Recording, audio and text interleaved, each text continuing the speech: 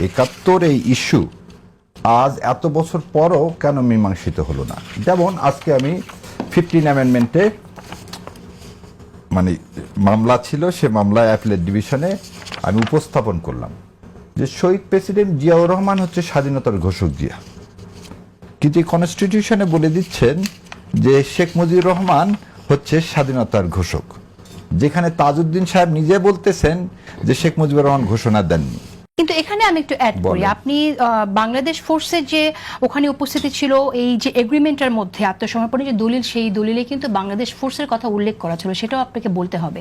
তা আপনি শুধু ভারতের কথা বলছেন, কিন্তু একটি অংশ তো আপনি অনুজ্জ রেখে যাচ্ছেন। আচ্ছা, এইটা আমি দেখলাম, আমি একটু সেজন্য আজকে নিয়ে এসেছি ইনস্ট্রুমেন্ট অফ সারেন্ডার। এটা একটু বলে দিই, প্রথম কোনো মিত্র বাহিনী বলে কোনো বাহিনী ছিল না, আবার মনে দিই জয়েন্ট ফোর্স বলে কোনো ফোর্স গঠন করা হয়নি, এরকম কোনো ট্রিটিও নাই। সো বাংলাদেশ এবং ইন্ডিয়ার যে একটা জয়েন্ট ফোর্স, আমাদের ফোর্সের সর্বাধিনায়ক ছিল জেনারেল এম.এ.জে. ওসমানী, আর ইন্ডিয়ান ফোর্সের এইখানে দেখেন সুন্দর করে বলতেছে, আমি একটু পড়ে শোনাই যেটা নিয়ে এই মিসকোট হচ্ছে। The Pakistan eastern command agreed to surrender all Pakistani arm forces in Bangladesh to Lieutenant General Jagjit Singh Arora, General Officer Commanding in Chief of the India, and Bangladeshi forces in the Eastern Theater. Where is the Bangladeshi forces? Secondly, এখানে তার sign থাকতে হবে। এটা আপা ভালো জানেন যে contract হতে গেলে যদি একটা কন্ট্রাক্টের পার্টিতে আমরা 3 জন আছি, যদি 3 জন যদি সাইন না করে আমি আপনাকে বলতে পারি না you are bind by this. ঠিক আছে, আমরা এখানে বাংলাদেশ ফোর্সের কথা উল্লেখ করা আছে, সেটাই আমি বলতে চাইছি। না, আমি একটু পড়ি, ওখানে শেষ করে দিই আরেকটু। The Pakistan eastern command shall come under the order of Lieutenant General Jagjit Singh Arora as soon as this instrument has been signed. Full stop. কোথায় বাংলাদেশ সৈন্যের কথা বলা আছে?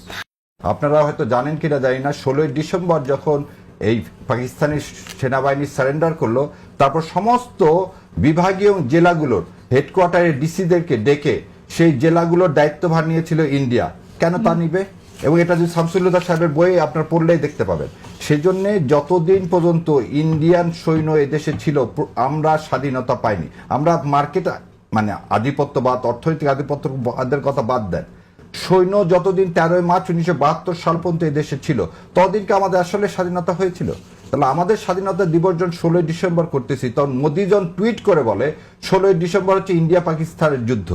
যখন আমাদের সম্মানিত সেনাপ্রধানের সাথে ইন্ডিয়ান সেনাপ্রধানের মিটিং হয়, সেই মিটিং এর পিছনে জেনারেল অরোরা আর নিয়াজির সারেন্ডার ছবি দেওয়া হয়। এই যে অবমাননা আমার মুক্তিযোদ্ধাকে, এটা তো আমাদেরকে অবমাননা। আমরা তো এই অবমাননা মানার জন্য তো মুক্তিযুদ্ধ করিনি, মুক্তিযুদ্ধ তো আমাদের লক্ষ লক্ষকে মুক্তি সেনারা করছে। এই মুক্তি আমার আপনার ভাই বোন। ওকে।